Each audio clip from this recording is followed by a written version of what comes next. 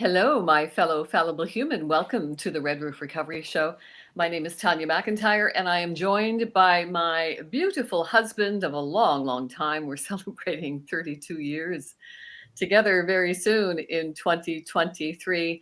I like to call him Sir Lancelot because he's definitely been my knight in shining armor in more ways than one. And Lance brings a family perspective to our business of addiction recovery, programs to soften the path of recovery from addictions. Lance lived with me through my drug and alcohol addictions for most of our marriage. He is now enjoying with me 5 consecutive years of freedom from my addiction. But with that, of course, comes other challenges because now he's living with me in my recovery from addictions, which is a whole new ballgame, I understand. And I love the fact that Lance brings a family perspective to our conversations.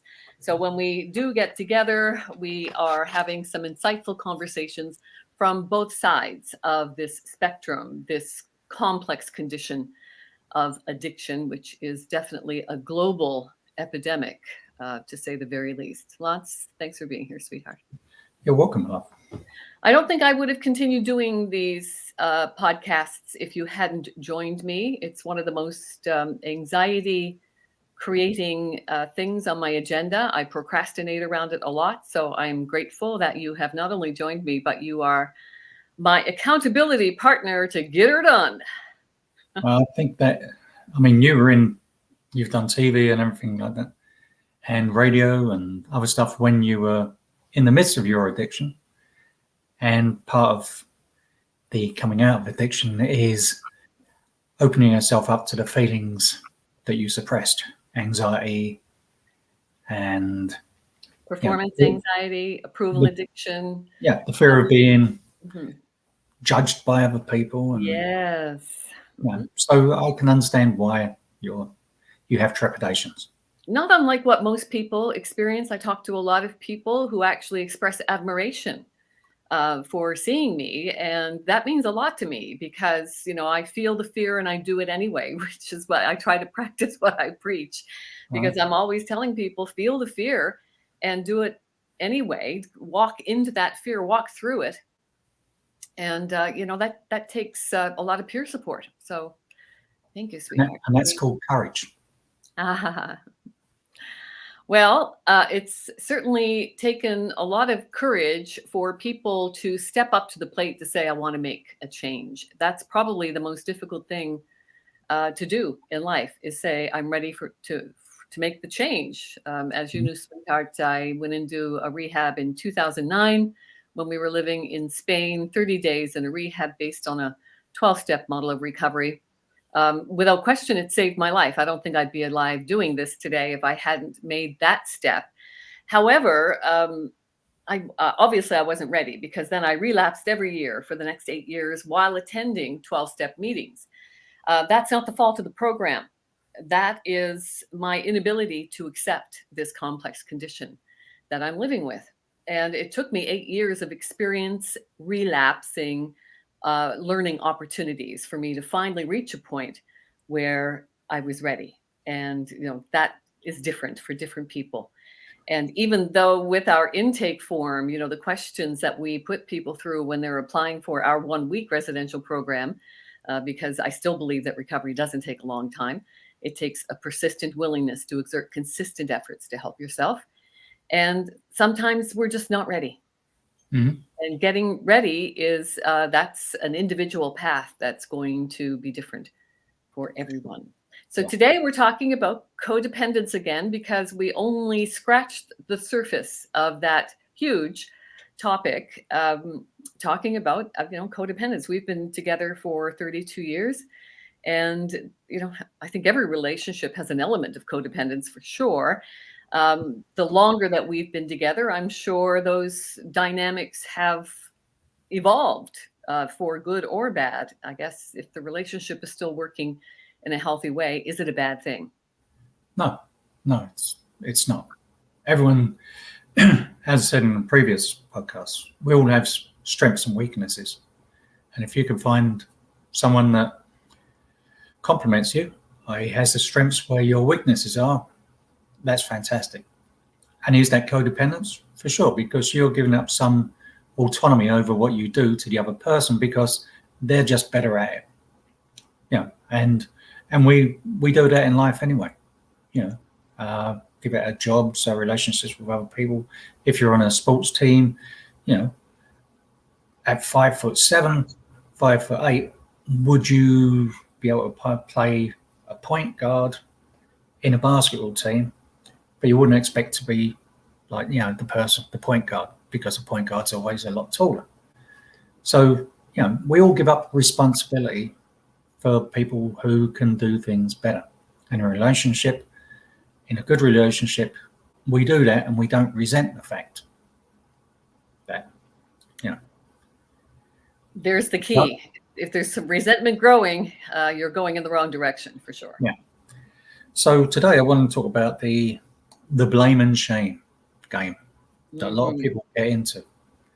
So from my observations of people going through addiction, one of the things that is quite common is that the person in the addiction blames their partner for situations that forced them into taking a drink or a drug, that they say their partner stresses them out. They push them in a certain situation they're uncomfortable with, and they blame them for basically their addiction, which is, again, relinquishing responsibility, your responsibility, and putting it on the other person.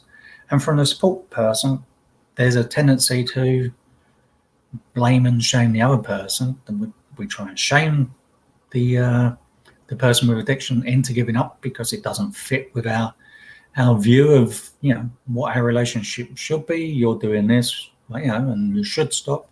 The shoulding thing, and putting yourself, yes, and anything that happens, if we lose friends, we don't have enough money, then we blame the other person for their addiction, for using our money, people walking away from our friendships because of what you're doing. And we put the emphasis on the person with the addiction and blame them for everything that's happening in our life, which again is relinquishing our responsibility to the other person. Mm-hmm. So what tools do you think we can use to stop the blaming and shaming? That's a really good question, sweetheart, because, I certainly fell into that in my addictions, especially when we went to Spain, because I had my expectations set for something that didn't materialize. So I used that as a springboard to go deeper into my addiction. So that was my excuse, definitely. And a lot of blaming going on there for me, because, then I go through that other rabbit hole of this wouldn't have happened if you hadn't brought us there, right? And which is absolutely ridiculous. It was a wonderful opportunity that we both embraced, because it was an opportunity to become semi-retired in a beautiful climate. We had dreamed of retiring in a tropical climate, because I love to be warm. So, we went with all the right expectations. And of course, yours came to fruition. Mine did not, because of bureaucracy and a multitude of other things. So I used that definitely as a spiral downward. And that was a good thing. I think if that hadn't happened, I wouldn't have reached what we refer to, and I really dislike the term rock bottom, because, the rock bottom was actually a springboard for me to make a change, even if it was just scratching the surface of a change. It propelled me into making some kind of a change, reaching out for help to say, I need some help. I can't do this alone. And I don't even remember, I don't know if you remember the story about how I woke up in the morning, staggering to bed again, literally climbing upstairs on all fours to get to bed and pass out. I never did sleep. I just passed out.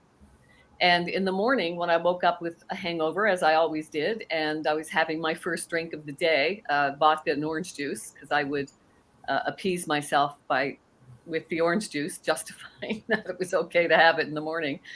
And I got this call from Anthony. He said, hi, Tanya, it's Anthony from Serenity House. How can I help? And I had no idea who he was. And apparently I had sent him an email the night before, reaching out to Serenity House just outside of Seville in Spain. to check into a 30-day rehab. So that's how my journey began in 2009. And it's still unfolding and evolving. You know, Mm-hmm. as I said, I'm going to be celebrating 5 consecutive years of freedom from addictions. But it took me 8 years of relapsing every year to get there. So it is Okay. definitely. So in And now, I've from got another rabbit hole. Sorry. yeah, from that point to this point, 8 years later, with all you've learned, and as you say, you blame the situation, you blame me for, because it was, I did plant the idea and I did push the idea of, you know, going to Spain because my brother was there and my family is in Europe, and you know, you followed, so I can understand the blame and all that stuff. But you use that to propel your addiction. Exactly. That was my springboard, right? So my rock bottom was a springboard, as I think most people who you talk to who have hit that rock bottom, they say the same thing. It was a springboard for me to make the change, even if it didn't happen right away. It was the beginning of a change. So what So, brought you to the point where you recognized that you were blaming me for something that was actually your responsibility, the way you felt and everything like that? You could have said, no, I don't want to go to Spain and all that. So what tools did you use to change your mindset on, okay, this happened, but is it actually my responsibility, his responsibility? well, I think that's a big question to answer for yourself. What do I want? What am I doing about it? And how do I feel about what I'm doing about it? Were the 3 questions through cognitive therapy that I was encouraged to ask.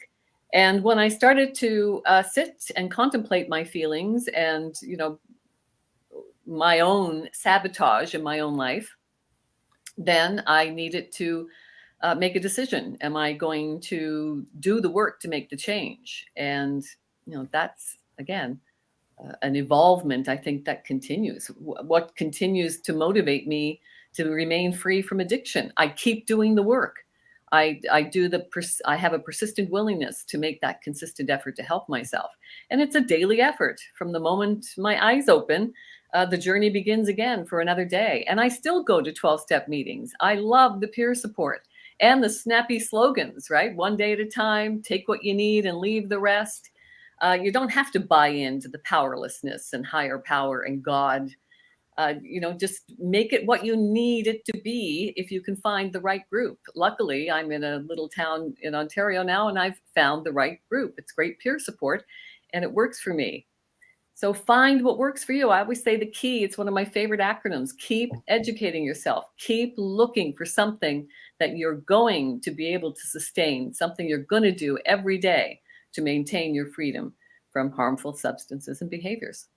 Okay, so is there any, if someone's watching this and just tunes in, is there any fundamental tool that you would say, this is one of the core tools that I use to start this process? Well, there are so many, sweetheart, as you know. I call it the hammer in my toolbox. It's a playlist that I've put together from my time facilitating meetings with SMART, self-management and recovery training, again, using cognitive therapies. And they've put together some short, very helpful videos around unconditional acceptance of self, others, and life.